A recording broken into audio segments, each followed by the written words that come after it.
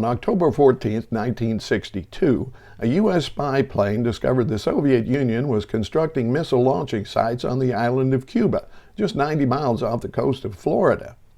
After alerting the country to this threat, President Kennedy ordered a naval blockade of the island to prevent the deployment of Russian missiles. The Russians responded by sending a convoy sailing toward the island in defiance of the blockade. The stage was set for a dangerous confrontation. I was in 8th grade at the time, and we'd been living under the threat of nuclear war with the Soviet Union for most of my young life. But until the president's announcement, the Cold War was just something in the background for us kids, like the distant roar of the ocean or the beginning of a toothache. Sure, we had to endure the occasional duck and cover film strip, which cheerfully informed us we could survive an atomic attack by hiding under our desks.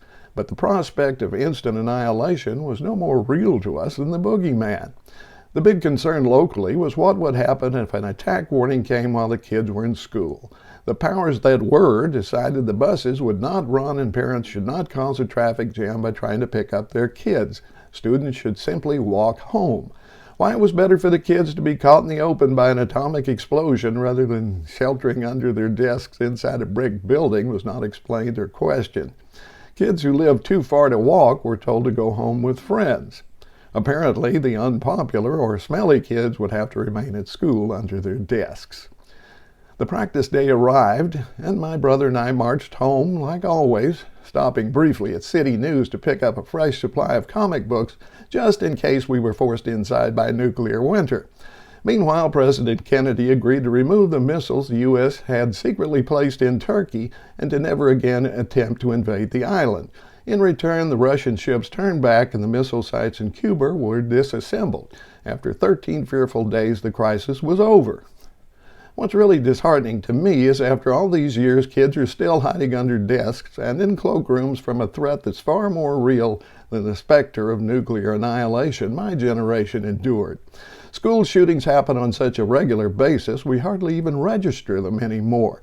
We block them from our consciousness and put our trust in ineffectual preparations no more rational than duck and cover. Did embracing concepts like mutually assured destruction prepare us to ignore obvious threats like school shootings and climate change when the solutions to both these problems are obvious if difficult?